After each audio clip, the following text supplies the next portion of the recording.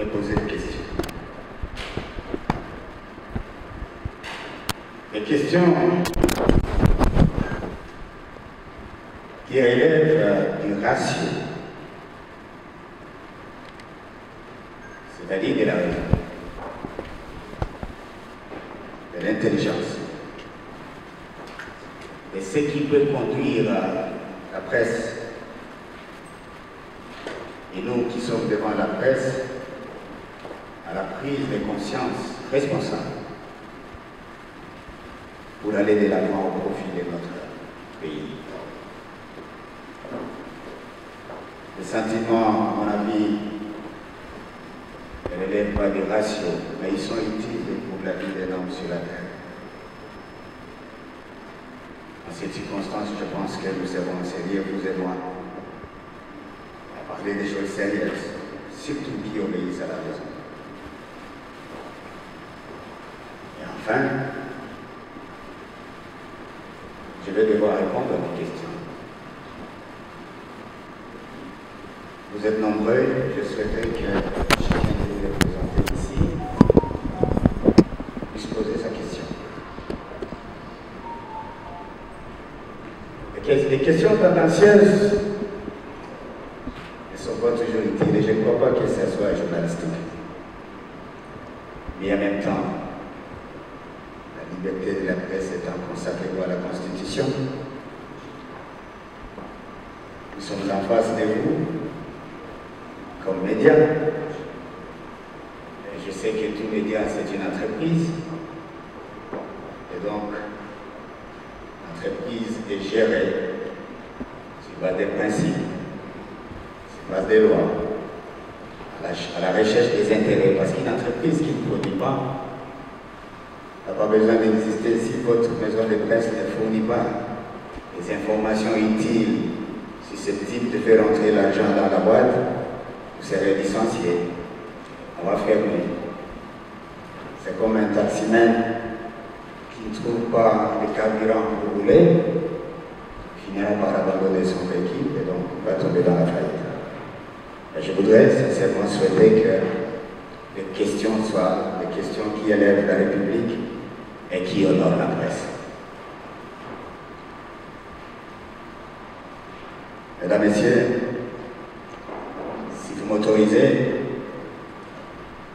je vais devoir lire. Je répète difficilement les mots que j'ai rédigés en votre absence.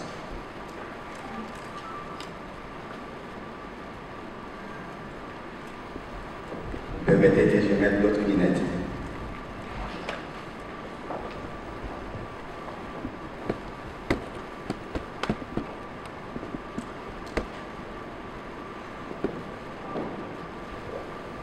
Mesdames et Messieurs de la presse, je voudrais avant toute chose vous exprimer ma profonde gratitude pour avoir accepté de m'inviter devant vous. Depuis belle lurette, de manière individuelle, les uns et les autres m'ont contacté pour pouvoir accepter de répondre à certaines questions. Vous comprenez que faire pareil besogne est très difficile.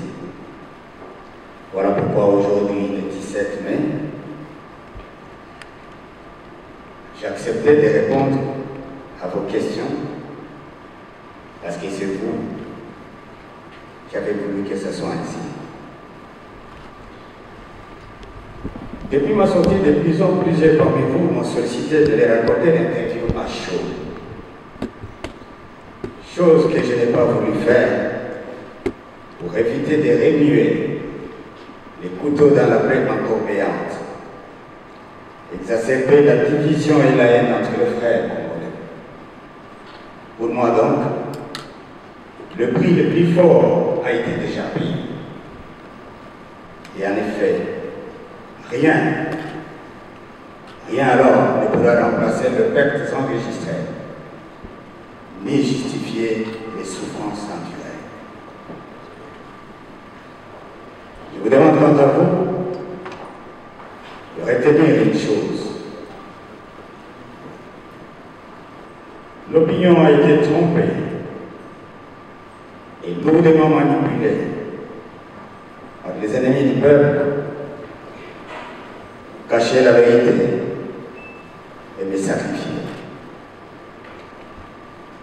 Je ne porte pas sur moi, soyez-en rassurés, le sang de Mzee Laurent Désiré Kabila,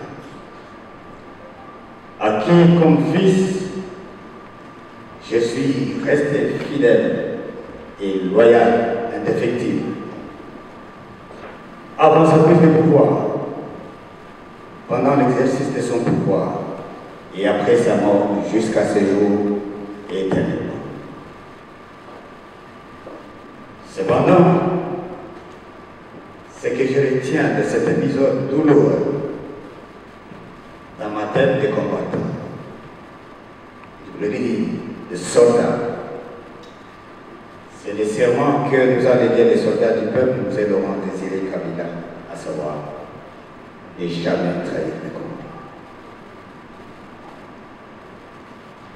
Ici, j'espère que je devrais avoir des questions sur cette question de ne jamais trahir le combat.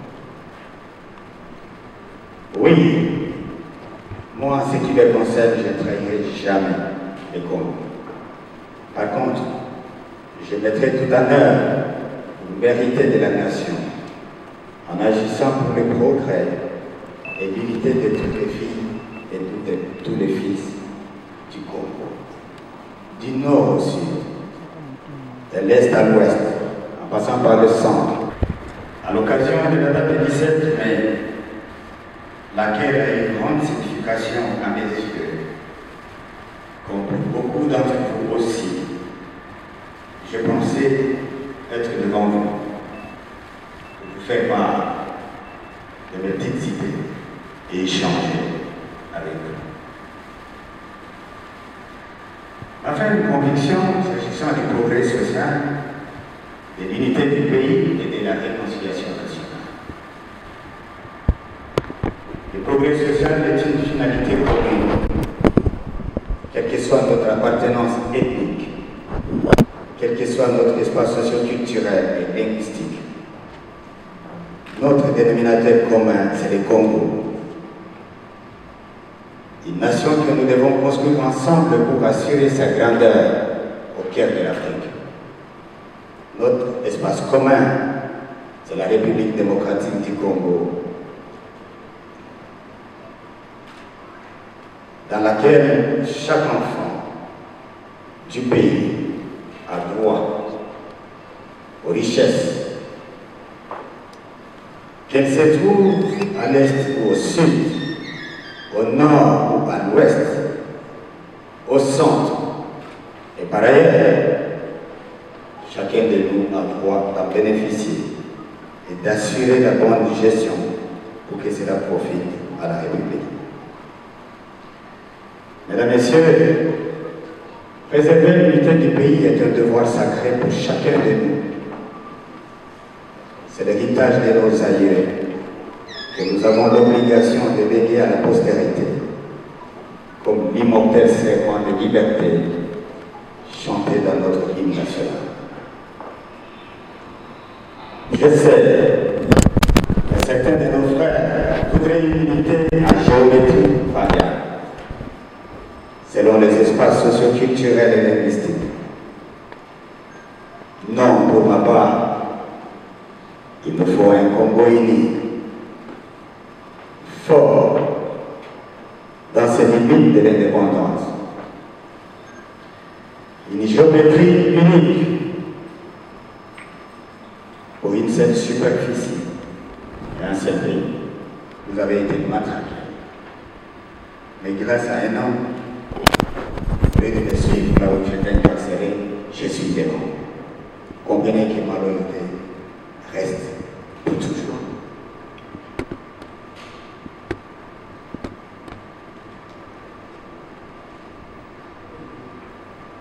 Je voudrais aussi à cette occasion dire que le chef de l'État, Félix Antoine Tshisekedi, il est le chef de l'État, le président de la République. Je sais que beaucoup d'entre vous, ils ont une signification variable. continue réel de ce qu'on appelle chef de l'État. Mais moi, votre frère, j'ai vécu dans le noyau du pouvoir d'État. Le président de la République, chef de l'État, c'est en fait, si nous voulons parler en lingala facile ou en français facile, l'incarnation de la survie de l'État.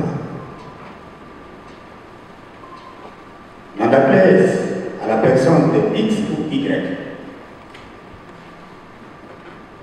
Nous ne pouvons pas nous réunir ici s'il n'y a pas de chef de l'État. Vous vous souvenez en 2001, lorsque la République s'est arrêtée, chacun est rentré chez lui, comme si quelque chose allait tomber sur lui, dans sa maison, sur son épouse, sur ses enfants. Autant nous avons l'obligation de connaître la signification de la valeur du contenu du mot chef de l'État. Donc, en tant que l'incarnation de la survie de l'État,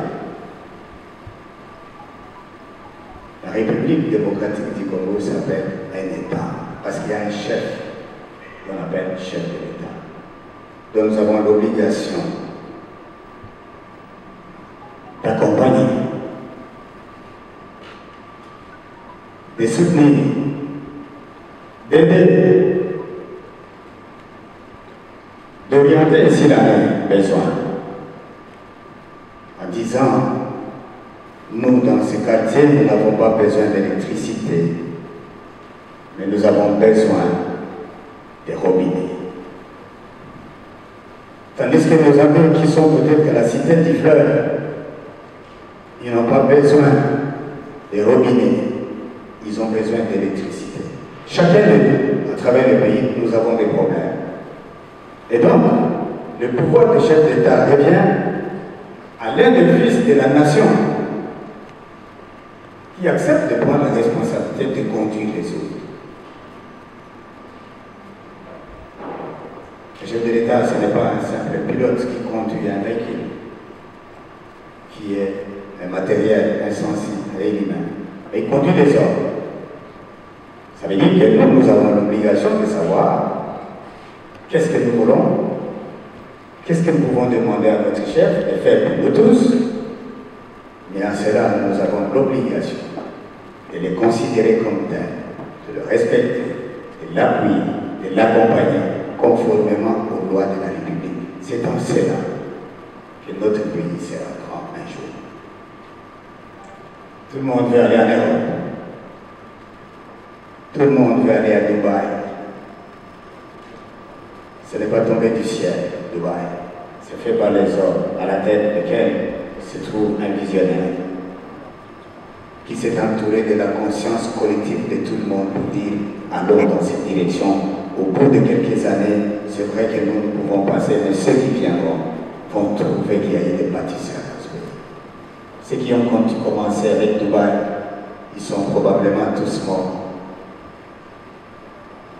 Mais ils ont légué la fierté à la postérité pour que toute l'humanité vienne regarder ce pays-là. Ce ne sont pas des dieux, ce sont des humains que nous vous aimons. La valeur donc, c'est à nous-mêmes de l'incarner et de la protéger. Et liée à la juridiction.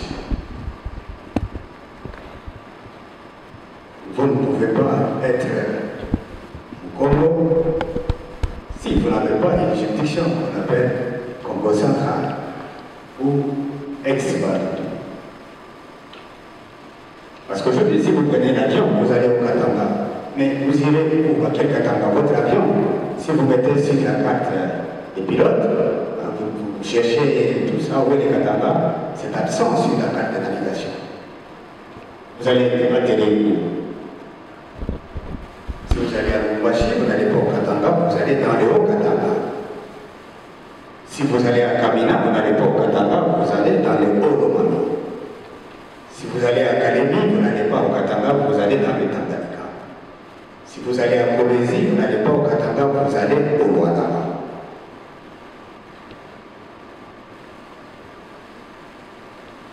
Oui.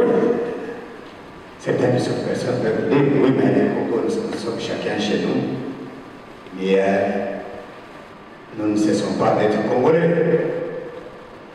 La réponse éventuelle serait que, oui, heureusement pour moi, malheureusement pour vous qui posez cette question, c'est que les Congo est une juridiction. On sait où commence le Congo, frontière avec qui, à gauche, à droite, au milieu, et tout ça. Le Congo est défini là. Et si vous allez aujourd'hui vous dire, moi je vais au Katanga, la juridiction, demain vous serez aux élections. Je ne connais pas très bien la loi au niveau des élections qui vont se tenir prochainement. Je ne crois pas qu'il y aura des urnes quelque part où on a écrit candidat du député du Katanga. Je ne crois pas. C'est un mensonge.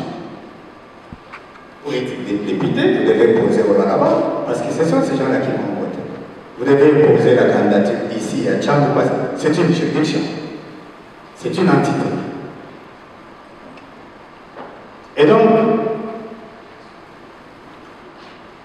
une réconciliation pareille, c'est une réconciliation à géométrie variable. Moi, je me souviens, quand j'étais à l'université, je n'avais jamais payé un seul franc pour mes études. Par contre, c'est l'État qui payait tout, même des stylos, jusqu'au syllabus. Et à la fin de chaque mois, chaque le 31 juillet, on me payait la bourse d'études. Parce qu'on prenait les vacances le 31 juillet, on nous donnait 3 mois, juillet, donc septembre, à août et octobre, on rentrait en octobre. Le Katanga, pour ceux qui connaissent l'histoire du Katanga à l'époque, c'était la fierté de la République.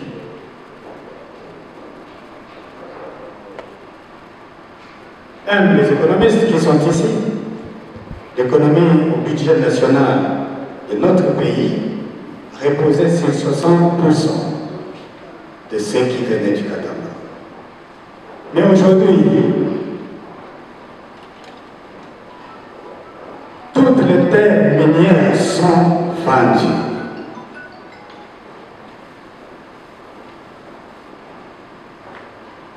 Toutes les sociétés qui engageaient des gens ont disparu. Pas seulement disparu, mais vous savez, au Katanga, les mines sont partout. Moi, je suis de là-bas, je suis de Colosie. J'ai une maison dans la ville de Colosie que j'avais achetée à l'époque. Dans la pleine ville, pour ceux qui connaissent Colosie, il y a un hôpital méthodiste, là, quelque part, et la grande chapelle de l'église méthodiste, au centre-ville. Les enfants m'ont dit qu'ils doivent vendre cette maison parce que les investisseurs étrangers ont acheté toute la superficie de la Gécamine et que la ville de Colosie se trouve dans des concessions, ils vont devoir lancer les bulldozers pour détruire tout ça. Ça veut dire qu'aujourd'hui, ce n'est plus chez moi. Ça appartient à celui qui a acheté les territoires miniers. Ce qui est dit de Colosie, ça s'est dit de Calémie, ça s'est dit de Kamina, parce que le Katanga est riche partout, comme l'ensemble de notre pays. Alors, lorsque les gens décident de se réconcilier, ça ne doit pas être juste une occasion pour que les 2 personnes ou les 3 personnes qui ne s'entendent pas à cause des choix politiques. Et entre nous, j'espère que quelqu'un posera la question sur les partis politiques. Si vous êtes dans un parti politique et vous avez choisi vous-même, votre propre frère a choisi un autre parti politique, est-ce que vous devenez en conflit, vous devenez des ennemis? Est-ce qu'il faut quelqu'un qui doit vous réconcilier? D'abord, il va vous réconcilier comment? Vous êtes socialiste, l'autre, je ne sais pas moi, il est libéral. On va vous réconcilier comment?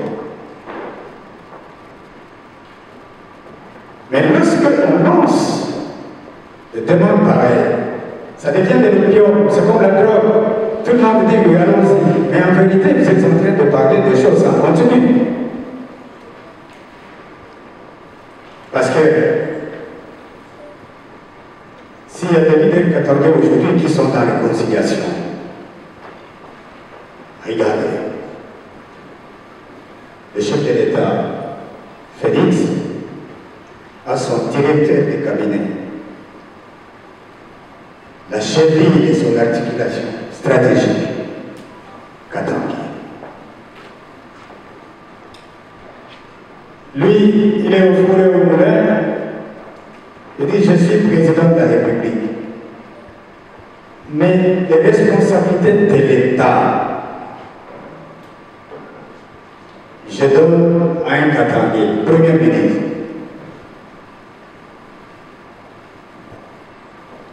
Il dit on ne peut pas diriger le pays sans planification, sans étude de stratégie de vision. Il prend un fils Katangui, ministre des plans.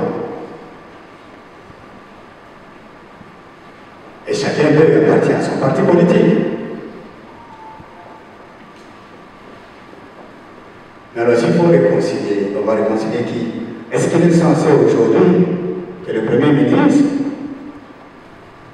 qui est chef du gouvernement, que tous les Congolais cherchent à voir pour résoudre les problèmes de la nation?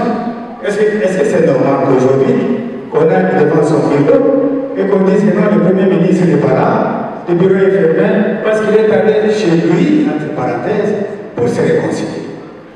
Alors, mes chers compatriotes, si c'est ce que nous voulons comme la République, nous avons encore beaucoup de siècles à espérer. Et nous tous, même 3, 4, 5 générations après, ne verront pas arriver les bonheurs. Vous êtes honorable député de la province. Quoi? Parce que je suis né là aussi. Ce sont ces gens-là des Kwamo qui vous ont voté. Pour vous dire, allez à la nation, discuter des lois qui permettent, non pas de discuter l'argent aux gens du Congo, mais de faire voter des lois qui permettent à ce qu'un villageois du Kwamo qui est dans la brousse trouve de quoi vivre. Lui, plutôt, au lieu d'être ici à l'effort politique national, discuter de la nation qui doit produire les effets de développement sur la base, il préfère fuir l'hémicycle et aller parler, soi-disant, avec ses frères, alors que ce n'est même pas le moment de campagne. Je trouve parce que si nous allons raisonner un peu plus, supposez, mes chers compatriotes, mesdames, messieurs de la presse, supposez que maintenant que les Katangais se réunissent pour se réconcilier, et les gens de toutes les provinces prennent les avions aussi aujourd'hui même, que chacun parte dans sa province parce qu'il y a des conflits partout. Alors le président aussi doit prendre l'avion pour aller chez lui. Le Premier ministre, chaque ministre et chaque député va rentrer chez lui. Alors la République, on est sacré. Et supposons même dans les raisonnements, on décide dans tel ou tel forum qu'on se réconcilie pour avoir un seul candidat. Parce que 2023, il faut avoir un candidat président de la République. Réconcilions-nous. Ok. Qui va être candidat Katangui? On dit X et pas Y. Mais regardez derrière le X qui est choisi. Le directeur de cabinet du X, son chef du protocole, les chargés de la politique, des finances, de ceci, ils ne sont pas les Katangais. Alors, ces gens-là, est-ce qu'ils seront dans les forums où ils vont attendre qu'il y ait d'autres forums au niveau fécond? Ils donnent là-bas, il y a un taxi à l'air, il part et tout, mais on peut faire ces choses ici, si nous prenons conscience de ce que nous sommes au cœur de l'Afrique.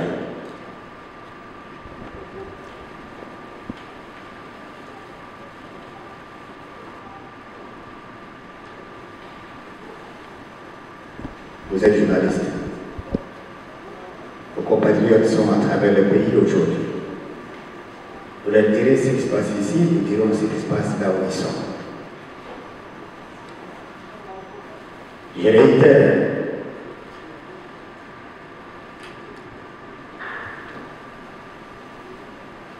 ma vision. De demander à tous les fils et toutes les filles de ce pays de rester unis. Je ne vois pas de sens vrai, si ce n'est que de la politique. Des choses que vous avez vécues toutes ces années sans intérêt. Par contre, ça vous amène de manière, vous vous entretuez vous-même, parce que quelqu'un a dit qu'il était leader. Pourtant, vous-même, vous pouvez être leader.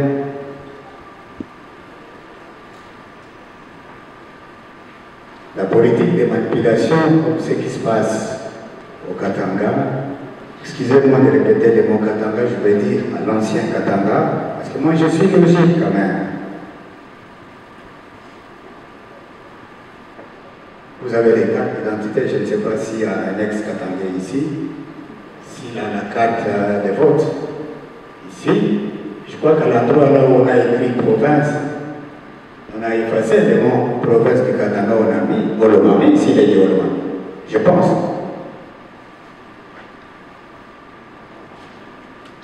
Alors, si vous êtes de Olomami, vous êtes de Lualaba, vous êtes de ceci ou de cela, mais on vous convoque dans une réunion de ce que vous n'êtes pas. Vous en faites même la propagande. Ça signifie quoi? Je vois tout le temps les députés, les chefs honorables, constituer ce qu'ils appellent les caucus. Le terme journalistique que vous répétez. Caucus de députés du Bandundu. On a même dit grand Bandundu. Vous prenez ce qui était grand, vous les divisez, et vous êtes passé à l'université, vous terminez, vous dites que ces morceaux, vous les appelez grand Bandundu, grand Katanga ou grand Kassai. Et vous dites caucus des élus de grand Bandundu. Ça signifie quoi? Aidez-moi à dire à tous ces responsables politiques que ce n'est pas bien ça. Dites-leur que faites si vous êtes du Kwango, les caucus des députés du Kwango. Ils ont des intérêts à défendre au niveau de la nation pour les bases. En dehors des provinces, ils ont les caucus nationaux, c'est ce qu'on appelle l'Assemblée nationale. Ceux qui sont à l'exécutif, les caucus nationaux, ça s'appelle les gouvernements nationaux. Vous imaginez quelqu'un comme moi, je suis colonel, c'est tombé des sommets, quelqu'un a tiré. Que quelqu'un me dise, oui, mais pour avoir 5 000 $ de salaire chaque matin, il faut que tu t'appelles sergent.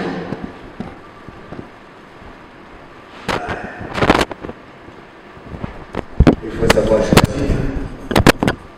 Ou c'est la main, ou c'est l'argent. Je comprends donc clairement toutes ces réunions à caractère régionaliste qui n'ont rien de régionaliste vrai que la recherche des intérêts particuliers. Quand ils vont les avoir, ils ne veulent plus cette unité-là.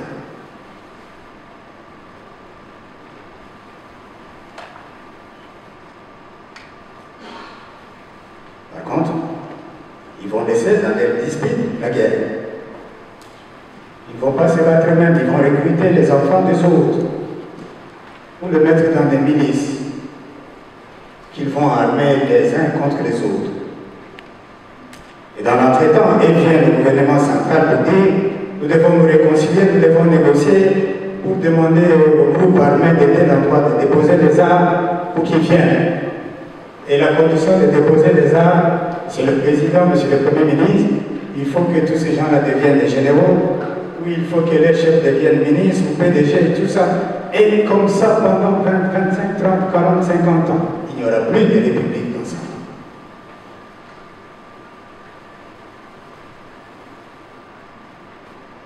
Il est donc maintenant l'heure d'éviter qu'en amour, les choses soient mal ficelées pour que les conséquences soient dures à supporter. Et en même temps, je vais finir cette petite introduction par m'adresser à mes frères et sœurs du Katama. Moi qui parle aujourd'hui, je suis de cette province anciennement appelée Katama.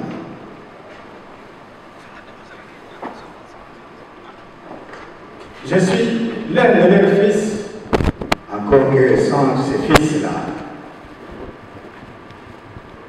je crois que même l'identité disparaissait ce jour-là. Moi, je connais les histoires de guerre. Vous connaissez l'histoire du Rwanda. Lorsque le chef de l'État, Habyarimana, avait été assassiné dans un crash d'avion, ainsi que son collègue du Burundi, aujourd'hui, si vous allez à Kigali, vous n'avez pas Mme Habyarimana comme Premier ministre. Ou le fils Habyarimana comme général d'armée ou ambassadeur. Même pas l'élite de la tribu à laquelle appartenait ce chef d'État assassiné. Mais ici, les choses se sont passées comme ce qui vient.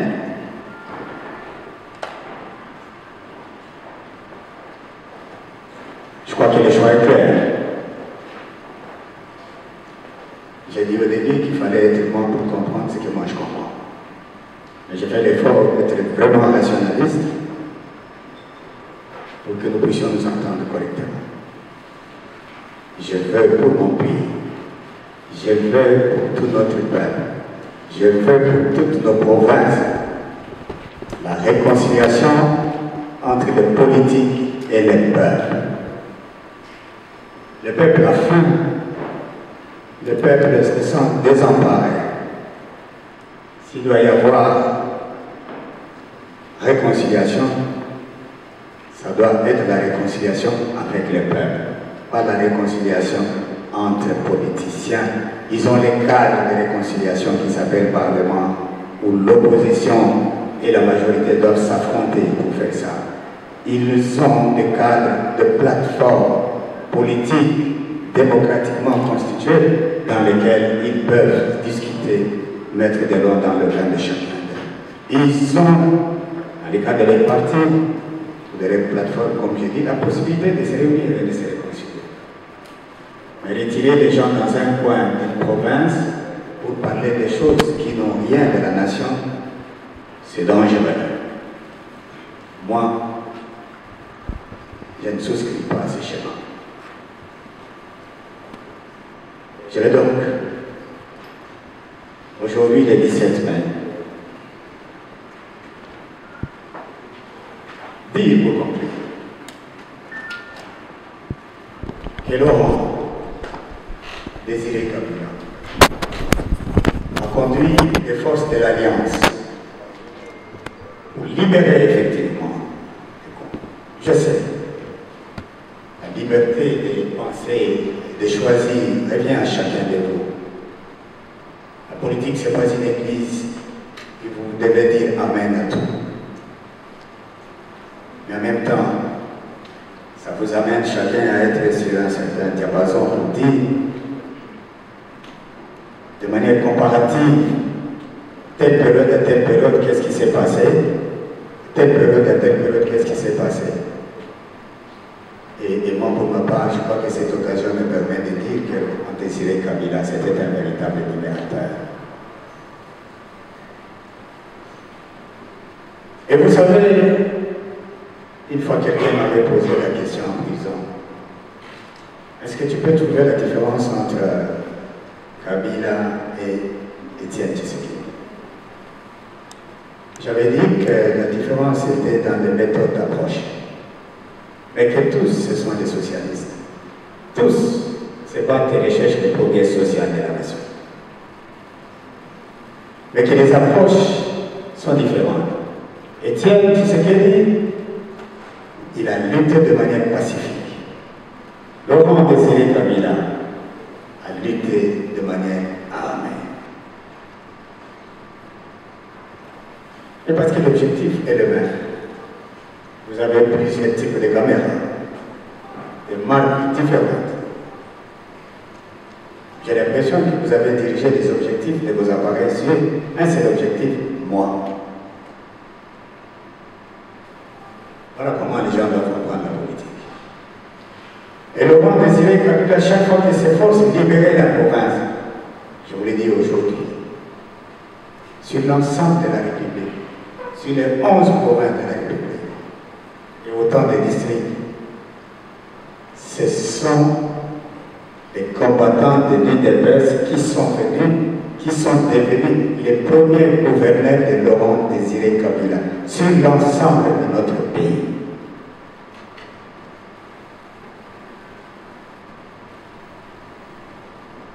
Mais il y a des gens qui continuent à dire qu'il y a des différences ici.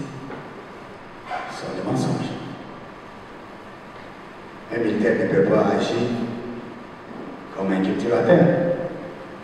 Pour les cultivateurs, s'il y a une couture de manioc qui va couper avec la haut. Mais pour un soldat, s'il voit un gros serpent qui s'avance vers lui, il va tirer.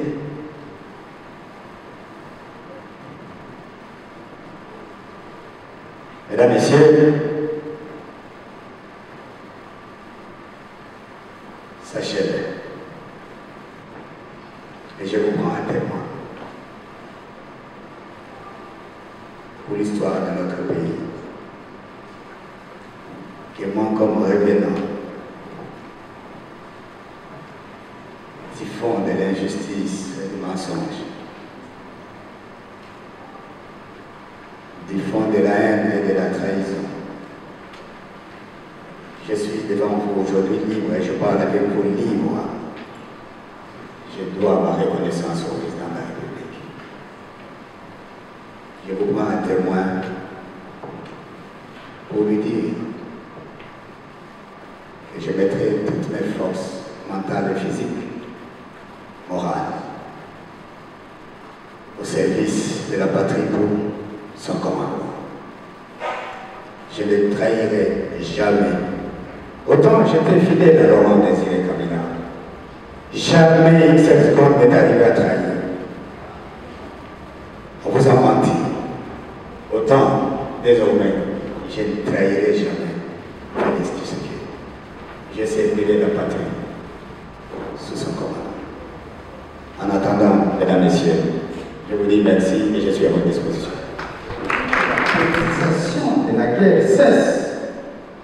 Il y a des gens qui refusent d'aller se battre tout en étant fort parce qu'il est fils de tel président d'un tel parti politique qui est pour ou contre telle ou telle autre personne. Mais si moi, j'appartiens à X parti politique, mais mon fils qui est militaire, dit moi je ne vais pas me battre parce que ce parti politique-là combat ton parti politique. Ça veut dire que la République n'est pas gardée. C'est un devoir de responsabilité qui revient à chacun de nous, de soutenir tous les efforts civils, politiques, diplomatiques et militaires pour permettre aux dirigeants des institutions de ramener la paix dans cet endroit. L'état de siège, certainement, ne sera jamais éternel. C'est un état d'exception. Il va durer dans une période. À un moment, il faut évaluer que ceux qui ont décidé et ceux qui sont sur le terrain, ils vont évaluer, ils vont trouver que oui, il y a stabilité de ce côté et par conséquent, telle activité peut reprendre normalement parce que c'est ça la République. Ça va arriver. Mais dans l'entretemps, il faut soutenir toute action qui a le but de ramener la paix dans notre pays. On va poser une autre question sur la comparaison entre ce qui s'est passé au Rwanda et au Congo. Je crois que c'était à RTL7 toujours. Ouais. Il y a des choses qui ne se comparent pas, il y a des choses qui se constatent. Et je voudrais ici dire à vous qui êtes présents et à tous les autres que vous avez constaté que dans tel pays proche de notre, une catastrophe s'était abattue sur le pays et que cela a provoqué des génocides. C'est les jours où mon père a été assassiné. Je voudrais obtenir l'autorisation d'aller à l'église pour demander la grâce de Dieu en faveur de sa mémoire. Le directeur, il a trouvé ça un casse-tête. Ce type est prisonnier, il est ceci, il est... Je fais comment? Moi, j'ai lancé. Et j'ai contacté M. l'abbé, qui était notre pasteur. Le pasteur me dit, l'église de Dieu est ouverte à tous, à moins que les chefs refusent. Moi, j'ai dit, j'ai un seul chef. C'est le directeur de l'église. Et il sait que je ne veux pas faire de mal. Mais je vais demander que Dieu prenne l'âme de Laurent en main. Je pense et je suppose qu'il a consulté ses chefs. Et il a mis vers les 2 heures, quelqu'un est venu frapper chez moi pour dire, vous êtes autorisé demain à faire votre messe. J'ai continué à demander la messe d'action de grâce en prison, tout en étant prisonnier pour la mémoire de cet homme, sans que personne ne soit derrière moi. Mais quelqu'un peut refuser de m'autoriser. Il aura la conscience chargée. Pourquoi il refuse à un fils de pleurer son père? Ça ne sera pas moi. Il n'y a donc personne derrière moi. La personne qui est derrière moi, c'est vous et ma conscience. Vous-même, particulièrement, vous m'avez déjà posé la question à une occasion quelque part, vous me dites, est-ce que vous pouvez accepter de m'accorder une petite interview de 2 minutes? Je crois qu'il y a beaucoup d'entre vous. Et je me suis dit, c'est difficile d'en faire pour chacun. Le 17, c'est un jour qui m'a permis aussi de piétiner ces soeurs qui m'ont. Eh bien, comme c'est solennel, c'est officiel, j'ai dit, vous qui me cherchez, et ceux-là, si vous voulez me rencontrer, je serai à tel endroit. Vous voici devant moi. Il n'y a donc personne qui est devant moi. Personne. Je dis des choses qui sont claires. Je dis que le numéro 1 auquel vous avez fait allusion n'y est pour rien. Mais ce qu'il a fait, c'est de me libérer de la prison, de me redonner la vie et la chance d'être parti. Mais à quelle occasion je peux les remercier de manière solennelle? L'occasion que vous m'offrez. Parmi vous, il y a des gens qui peuvent ne pas être d'accord. C'est leur droit. Mais ne demandez pas à Lazare de ne pas dire merci à Jésus. Voilà la réponse. Bien. Elle est prouvée par un acte de droit écrit qu'on appelle jugement ou arrêt pour ceux qui sont à l'université ou qui ont fait le droit. Lorsque le conseiller spécial Nonon dit ça, il dit la vérité, parce que l'arrêt qui m'a maintenu avec lui et tous les autres en prison plus de 20 ans n'existait pas. Voilà pourquoi en 2013,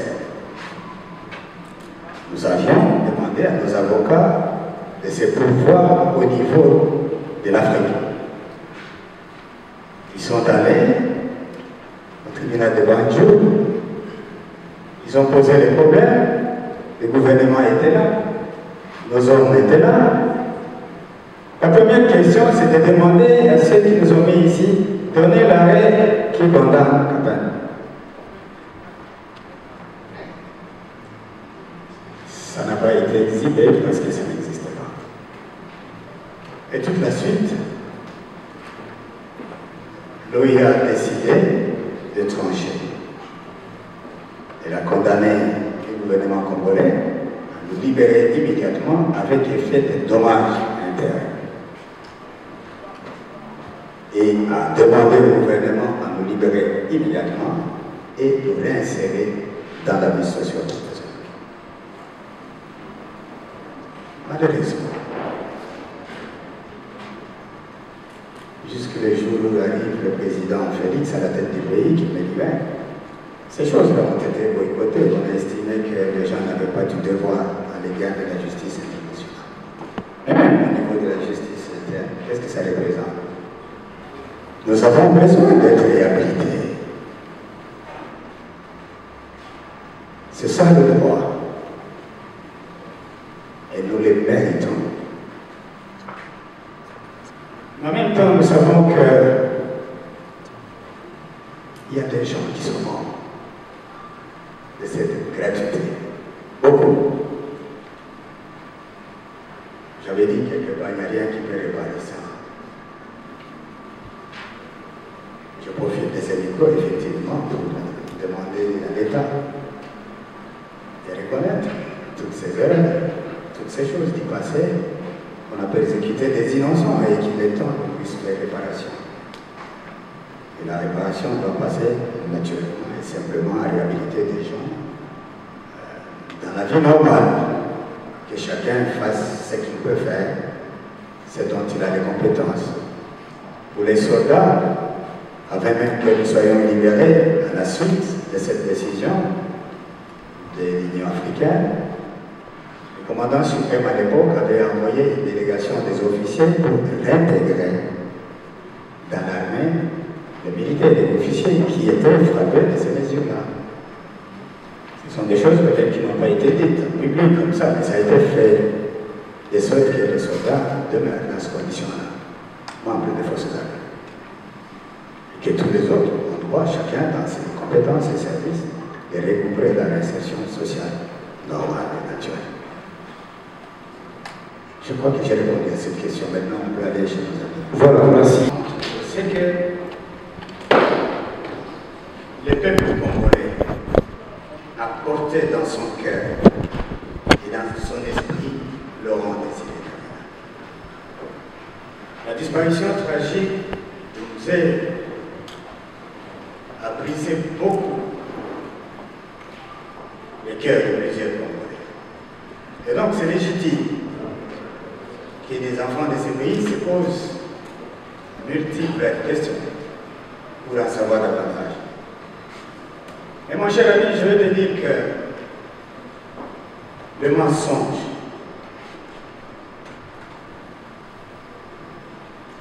il fait beaucoup de bruit. Et les gens sont très sensibles au bruit. Il y a même des gens, comme nous sommes ici, s'il y a un camion qui passe, qui fait péter par crevaison un pneu, ça va détonner. Il y a des gens qui ne sont pas habitués à entendre ce bruit-là, qui risquent de fuir il y a une bombe qui a sauté là-bas. Et ils peuvent continuer à le dire qu'il y a une bombe pendant qu'il y avait une conférence à l'hôtel. Je sais qu'on vous a beaucoup menti.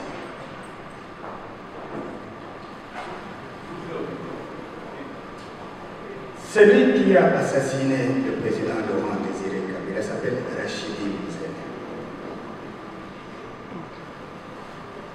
C'est un soldat. Il était lieutenant, un des gardes corps rapprochés du président. C'est lui qui a pris son arme, il a tiré sur lui.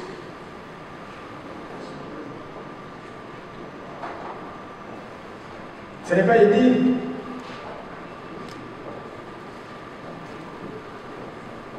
Mais pour qu'on m'arrête, moi, pour des raisons que j'ignore, il fallait trouver un motif. Lorsqu'on m'accuse de cela, toute la population va adhérer. Et donc le mensonge va triompher. Mais même 10 millions d'années, les mensonges ne triomphent jamais.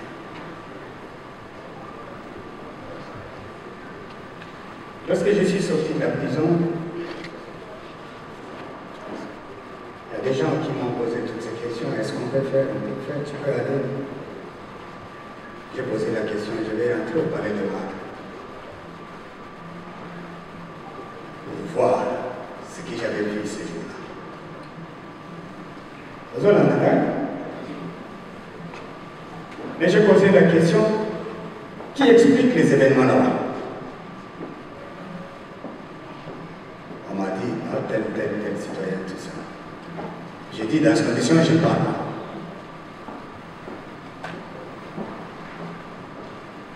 Parce que, ici, cette porte-là est fermée, je vois les soldats. Vous êtes ici, vous voyez comment je suis, moi aussi je vous vois. Si je tombe maintenant, je meurs. sortez tous, vous prenez mon corps, vous allez jeter là où vous pouvez le faire. Mais qu'on puisse poser la question à ceux qui sont ici pour dire, venez à l'hôtel, dites-nous comment Eddie est tombé. S'il n'y a rien à cacher, on va demander, mais mon ami, comme on te dit, explique-nous, parce que c'est lui qui est là, il prend les micros. Il est bon. On va vous poser vous des questions, comment il est tombé, parce que vous le voyez.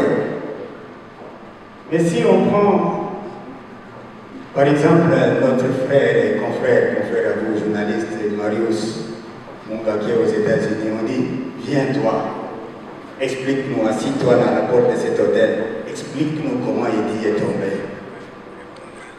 Il faut continuer à croire des choses comme ça.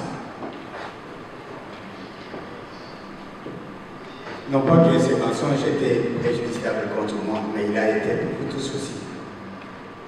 Parce qu'il continue à accepter les mensonges contre vous-même, c'est que c'est vous-même qui a souffert. Voilà, jusqu'aujourd'hui, 20 ans durant, dans un pays indépendant comme la République démocratique du Congo, vous n'avez pas, apparemment, la vérité sur la mort de votre chef. Ça veut dire quoi?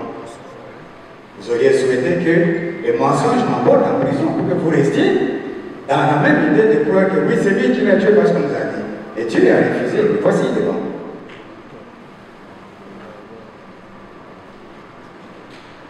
Mais, que faut-il dire davantage sur cette question? Vous êtes mort. Il a été tué par ceux qui n'aimaient pas la République. Malheureusement, ces gens sont passés par la main d'un fils du Congo qui s'appelle Rachid.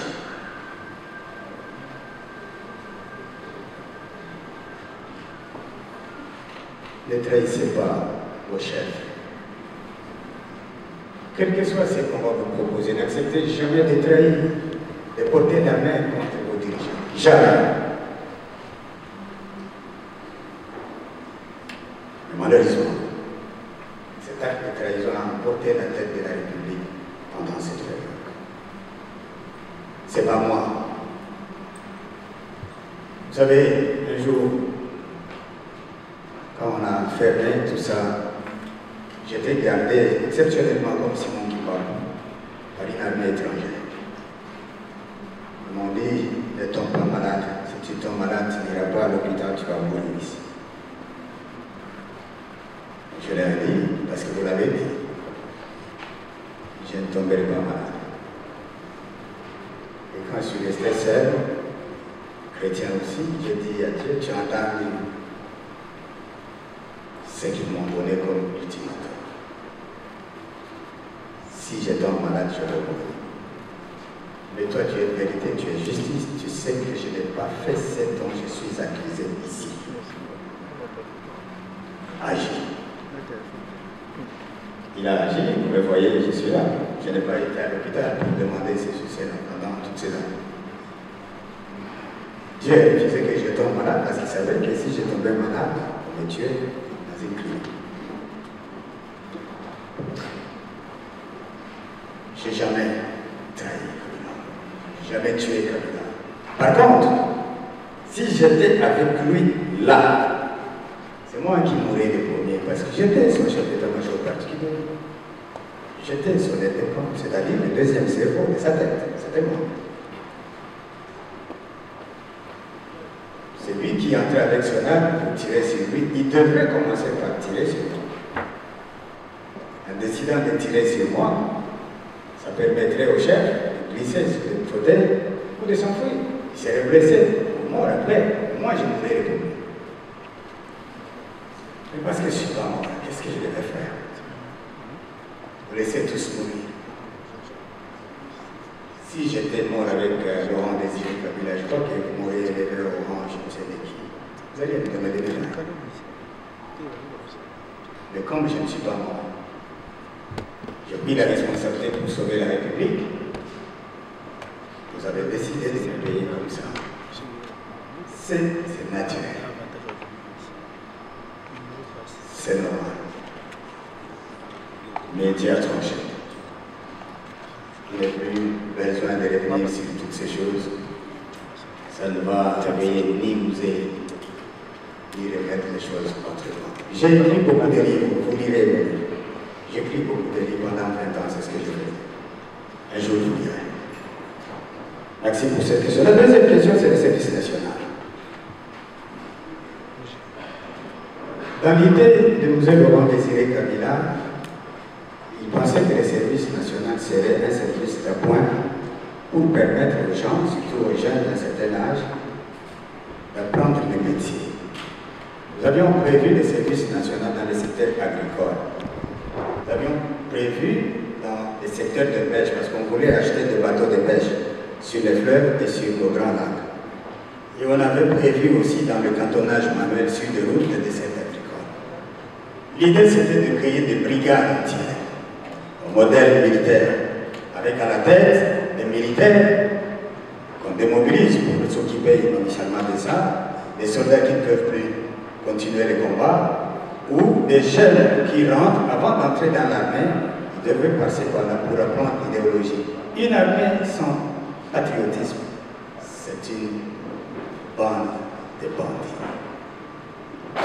Et c'était ça. Malheureusement, quand il est mort, je crois que ceux qui n'avaient pas intérêt que le pays soit développé comme ça, ils ont changé des choses, ils ont bloqué. Ce que je souhaite pour moi, c'est que dans chaque province, qu'il y ait des directions provinciales de service national dans chaque province. Que la direction phare de Kanema-KCC soit la direction générale du service national. Et la structure de commandement, le commandant suprême, le ministre de la Défense, le chef d'état-major général, ils vont devoir réfléchir sur comment faire. Et je crois que ça serait une très bonne chose pour permettre à ce que les gens vivent. La réinsertion, c'est un fait. Vous savez, avant ma prison, moi j'avais des amis, des grands. Ceux qui étaient mes amis, ce sont des gens qui avaient l'argent. Ceux qui pouvaient avoir de belles voitures, c'est eux qui pouvaient accéder et parler avec moi. Et quand on m'a arrêté, les intérêts qu'ils trouvaient à moi avaient disparu. Ils ont cessé d'être mes amis. Ils ont appartenu à un autre circuit pour défendre leurs intérêts. Mais le 20 ans que j'ai passé, moi, j'ai eu des amis qui sont des Kourouna. C'est eux qui avaient les vaisselles en prison. C'est eux qui me puisaient de l'eau si j'ai besoin d'un seau d'eau, ils comprennent. C'est eux qui m'installaient ma période. Si je vais manger quelque chose, non, chef, au lieu de préparer, laisse-moi. Il vient, je le regarde, il essaye d'écrire quelque chose pour moi. Et j'ai discuté avec eux tous les jours pour savoir pourquoi ils font ça. Et parfois, je leur ai posé des questions, mais si vous étiez président ou gouverneur, qu'est-ce que vous allez faire pour que les Kourouna s'arrêtent? Ils m'ont confessé beaucoup de choses. Alors j'ai dit, c'est un phénomène social qui est là. Faut-il laisser comme ça? Non, il faut que les gens réfléchissent. Des bonnes idées, pas des histoires sentimentales, les gens se trompent les uns les autres. Il faut réfléchir sur les causes et comment faire pour tenter de diminuer, si pas réduire l'impact de leur présence dans la vie sociale. Est-ce que les récupérer, le mettre dans les travaux pour cultiver, c'est une mauvaise chose? Non, à mon avis, c'est une bonne chose. Parce que, quand vous restez en prison, l'État doit vous donner à manger. Chaque jour, il faut probablement, je ne sais pas s'il y a quelqu'un de la justice ou pas, normalement, l'État doit débloquer 3 ou 4 dollars, ou 5 par jour par prisonnier. Parce qu'il doit manger là-bas. Il doit dormir. Il y a de l'eau, il y a l'électricité, il y a tout ça. Donc l'État paye pour ces gens. Mais en revanche, ces gens ne produisent pas, ne participent pas au trésor. J'ai une idée ici pour ceux qui me connaissent à l'époque quand j'ai décidé de réflexionner l'hôtel Okapi, qui était l'hôtel d'autrui qu'on avait réquisitionné à l'époque quand on est arrivé. Le président m'a dit, il ne faut pas chercher les gens qui travaillent.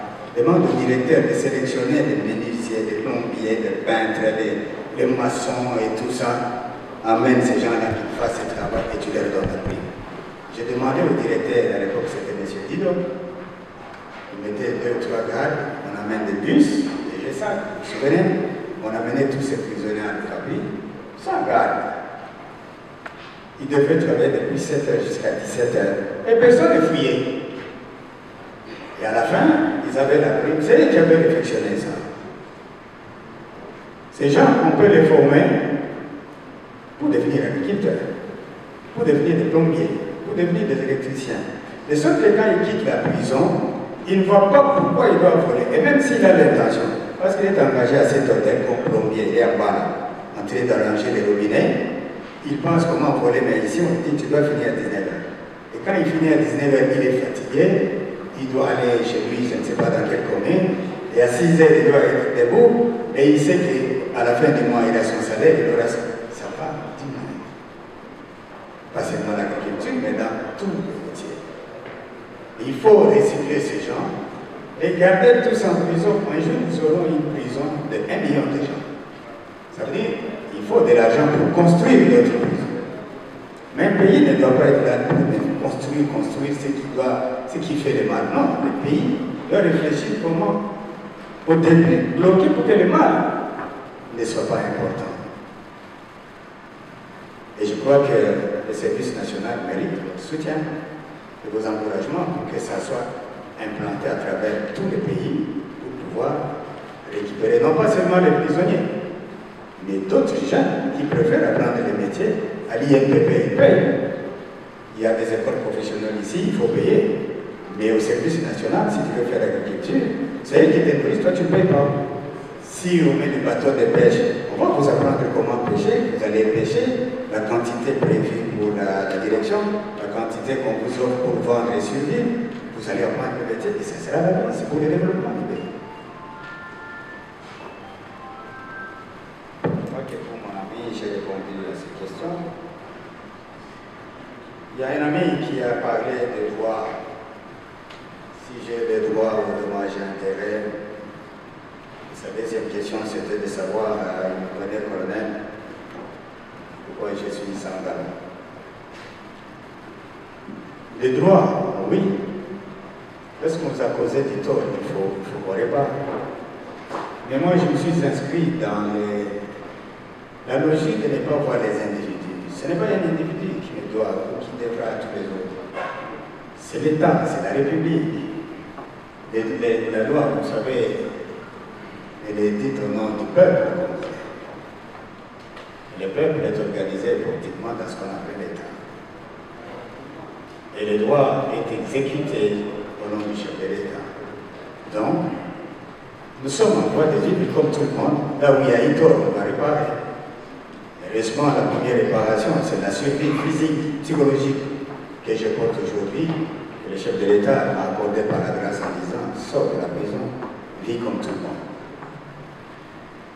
Colonel, oui, je ne suis pas de galon. Je ne pouvais pas porter les galons de colonel maintenant sur une tenue qui n'est pas la tenue militaire. Le grade, c'est un signe distinctif dans l'échelon des hommes en uniforme. Donc on ne peut pas porter le grade sur une chemise ordinaire, même si apparemment vous avez affaire au kaki. Les kakis me renvoient à la brousse. Vous voyez la couleur verte de la brousse, quand vous êtes longtemps en brousse, ça vous donne cette habitude. Et je crois que même le président Laurent Désiré Kabila, c'était sa couleur, c'est ma couleur. Beaucoup de mes vêtements sont comme ça. Donc je ne peux pas mettre les galons ici. Mais pour anticiper, il y a quelqu'un d'autre qui a parlé presque dans le même sens. De savoir si je peux réussir à faire l'armée où les anciens subalternes sont devenus de plus gradés de l'armée. Je pense que oui. L'armée, c'est comme la médecine. C'est comme l'enseignement. C'est lui qui nous a appris, vous et moi, à écrire une petite dictée en 4e primaire. Il est resté notre enseignant, il n'a pas besoin d'être universitaire. Mais chaque jour, chacun de nous, dans ses souvenirs, il dit, c'est lui qui m'a appris les corbeaux et les renards. Je crois qu'il faut seulement que les gens comprennent que les galons, ce n'est pas ce qui est important dans la guerre, c'est l'âme des soldats pour les sacrifices. C'est ce qui est important. Moi, ça me donne la fierté que ceux qui étaient sous mon commandement sont devenus mes commandants aujourd'hui. Je suis fier, ça veut dire que ces gens, c'est d'ailleurs vrai, chaque fois que tous me voient, c'est avec beaucoup de respect et de considération qu'ils me prennent et qu'ils me saluent, parce qu'ils savent que je leur ai dit, faites ça, ne faites pas ça. Ils ont obéi à une chaîne de commandement et Aujourd'hui, je suis fier de voir beaucoup plus galonné. Et chaque fois que j'ai l'occasion de discuter avec l'un ou l'autre, je leur dis, il faut mériter ça parce que nous avons la guerre, fait en sorte que le Gabon participe à la solution aux problèmes de guerre pour lesquels vous êtes en train. Donc, les grades de colonel ne me rejettent pas du tout devant les généraux, et c'est normal. Mais un jour, ça peut toujours changer si je le veux. Et voilà, je crois que j'ai répondu aussi à cette question. Eshima, votre magazine qui bat au rythme de l'actualité. Une réponse à vos besoins en information, un éclairage dans divers domaines. Impartial, documenté, instructif. Eshima au cœur de l'info. Retrouvez la nouvelle édition. Le service national de la RDC, une seconde chance pour les Koulouna. Le commandant du service national, le général-major Jean-Pierre Kassongo Kabouik, est en passe de réussir le plus difficile. La conversion des délinquants juvéniles appelés Koulouna en bâtisseurs de la République. Jean-Pierre Kassongo Kabouik a réalisé des avancées notables à la tête de ce service qu'il occupe depuis juillet 2018. Ce jeune délinquant, presque indomptable dans les rues de Kinshasa, ont finalement été maîtrisés au centre pilote de Kanyama KCC. À ce jour, ils sont endoctrinés et formés à rendre service à la nation, à devenir utiles pour le pays.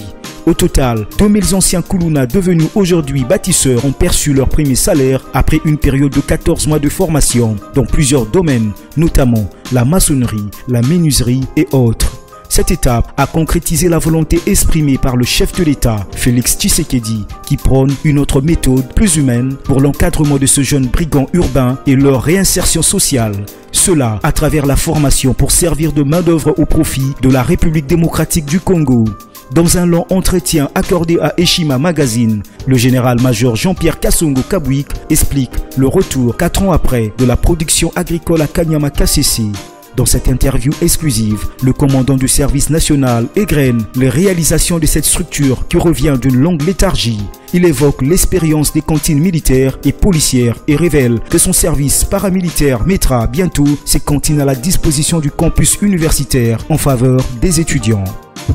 Focus. L'équipe Mwakadi fait exploser le compteur. La DGI dépasse 200% des recettes fiscales au mois d'avril 2022, soit le triple réalisé en avril 2021. Une performance historique jamais réalisée au sein de cette régie financière. À lire également, les FARDC progressent de 5 places au monde selon le classement établi par Global Power. Analyse de l'état de siège décrété depuis 1 an dans les provinces de l'Ituri et du Nord Kivu. Découvrez également plusieurs autres sujets à lire dans ce nouveau numéro. Retrouvez l'intégralité du magazine Eshima dans les kiosques. Eshima Magazine, un nouveau standard d'information.